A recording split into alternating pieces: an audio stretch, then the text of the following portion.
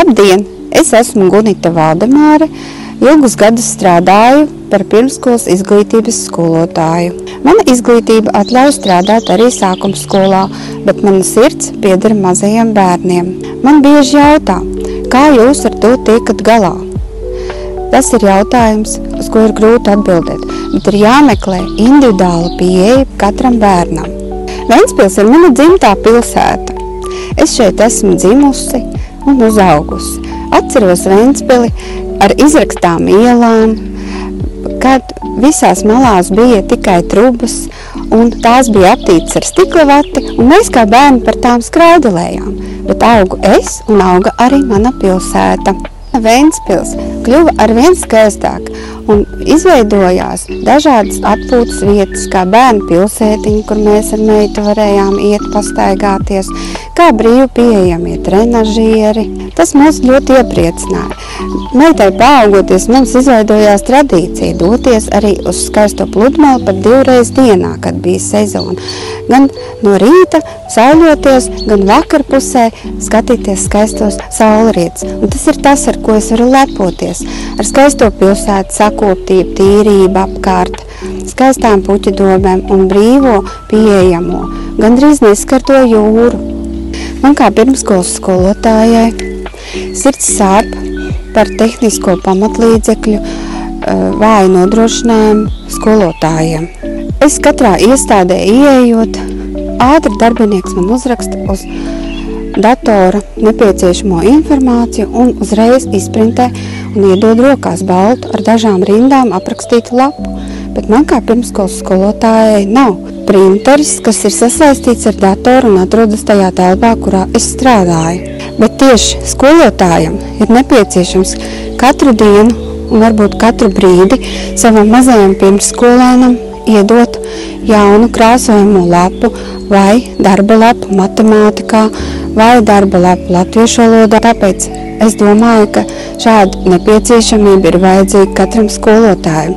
Tātad tehniskie pamatlīdzekļi ir printeri, kopētāji, laminātori. Ja mēs vēlamies pavairot, piemēram, burtu kartītes, atkal mums ir nepieciešams tās nokopēt un vēl ielaminēt, lai tās kalpot ilgākam laikam. Liela problēma ir skolotāji aizvietotāji. Nav noslēpums, ka pirmsskolas skolotāji un arī citās iestādēs skolotāji slimo ar tiem pašiem vīrusiem, ar kuriem slimo bērni. Un ir darba nespējas lapa. Tad iedomājieties, kas notiek, ja nav aizvietotāja skolotājs. Skolotājs, kas paliek strādā no 7 līdz aptuveni 17:30 vai 18 un aizvieto savu kolēģi. Būtu nepieciešams izveidot sistēmu, kurā ir aizvietotāja skolotāja, kas var atnākt un šo te slodzi mazliet uzlabot un aizvietot saslimušo skolotāju, lai nav pārslodzes skolotājiem. Jo darba jau nepaliek mazāk, un bērni arī tajā brīdī, kad kāds no skolotājiem slimo, netiek vest uz grupiņu mazāk. Viņi ir tik, cik ir, aptuveni 20 pēc skaita. Arī tās darba lapas matemātikā un valodā ir nepieciešams pavairot. Ja skolotājs ir izveidojis vienu darba lapu datorā vai atradis to certificētā mācību grāmatā, tad mazajam pirmsskolēnam nedara šī viena lapa vai daži attēli no grāmatas. Viņam vajag katram individuālu darba lapiņu vai kādu attēlu kartīti, no kuras par kuru pastāstīt, vai kurā ierakstīt šos te vajadzīgos vārdiņus, vai sarakstīt burtiņus, kas nepieciešami, lai izveidotos vārdiņš, un katrs atsevišķi viņu arī izlasa. Un tomēr man sāp sirds arī par to, ka pats ventspilnieks maz izmanto savus sporta, izglītošanās un kultūras infrastruktūras iestādes, maz apmeklētās. Tad varbūt, ka nav vaina pašā iedzīvotājā, varbūt vaina ir šo iestāžu darba laikā vai cenu politikā. Varbūt tas ir jāmaina, jo arī atbraucot pie mums atpūsties arī turists. Ne katrs turists vēlas apmeklēt visas šīs iestādes tieši jau rīta pusē. Varbūt viņš vēlas iziet no sava apartamenta vakarā 7, vakarā 8 vai pat 9. Turpat ir arī jauniešu problēma. Arī jaunieši stāst, ka viņiem vakarā pēc grūtās mācību darba dienas nav iespējas brīvi atpūsties un tikties ar saviem domu biedriem. Varbūt ir vajadzīgi kādi domu biedru klubiņi, kādas bowlinga zāles vai vienkārši kādas diskotēkas nedēļas nogalēs. Tās varētu attīstīt mazais uzņēmējs un strādāt vismaz līdz pusnaktī nedēļas nogalēs, vai pat jaunieši iesaka, ka varbūt arī pa nakti. Ja ne jau visi vēlas iet gulēt 9. Ir cilvēki, kam 9 tieši to 1 stundu ir vēlēšanās mazliet iziet sabiedrībā, atpūsties, satikt savus draugus un domu biedrus. Un pēc tam doties gulēt un atkal celties jaunai darba dienai. Tā arī turists, viņš jau neatbrauc pie mums gulēt, viņš atbrauc atpūsties. Un varbūt cits turists, kas ir jauns cilvēks, viņš vēlas atpūsties visu nakti. Bet mums šādas vietas viss ir aizvērušās ciet. Pat sezonas laikā vēl saulē esot debesīs, viss, piemēram, aiztaisās ciet arī mūsu rodeļu trase. Un cilvēki vairs viņu nevar apmeklēt. Tāda situācija ir bijusi manā pieredzē. Ventspilī tuvākā laikā jāpanāk vairāki galvenie punkti.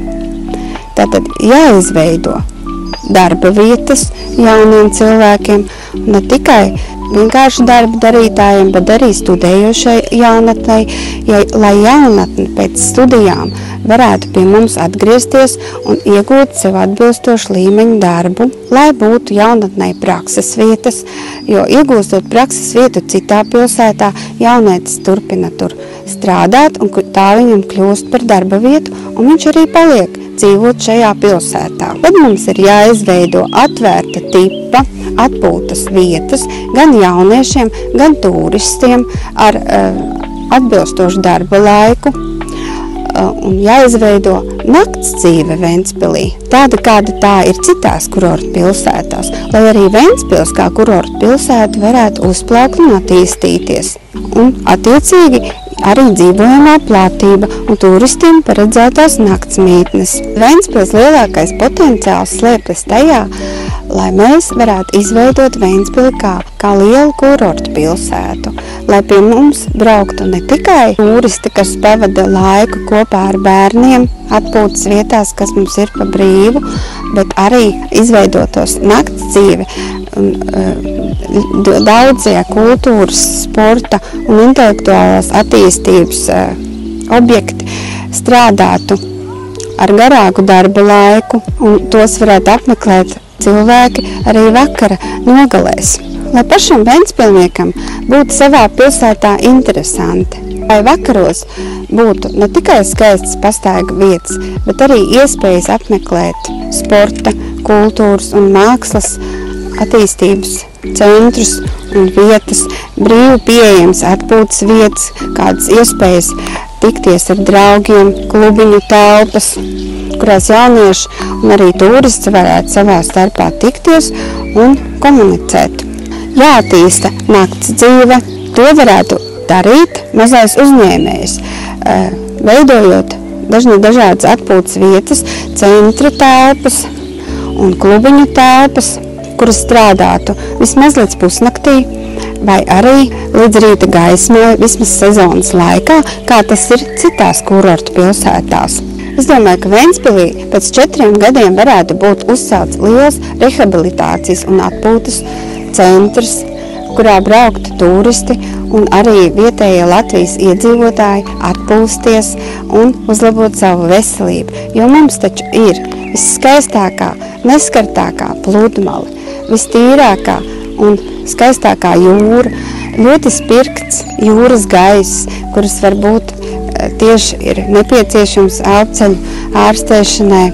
Es izlēmu kandidēt, jo vēlos risināt kopā ar saviem dombiedriem jau augstāk minētos jautājumus. Gan izglītības jomā, gan turismu jomā, gan jauniešu atpūtas un nodarbinātības jomā. Un, protams, Ventspils ir pilsēta, ar ko mēs varam lepoties visas Latvijas un pat Eiropas līmenī, jo mēs esam tiešām viskaistākā, sakoptākā, tīrākā pilsēta. Pabraukājot pa ārzemēm, mēs redzam, kādas ir ceļmals. Mums tā nav. Mums Latvijā arī ceļmals ir sakopts, sapostas un tīras.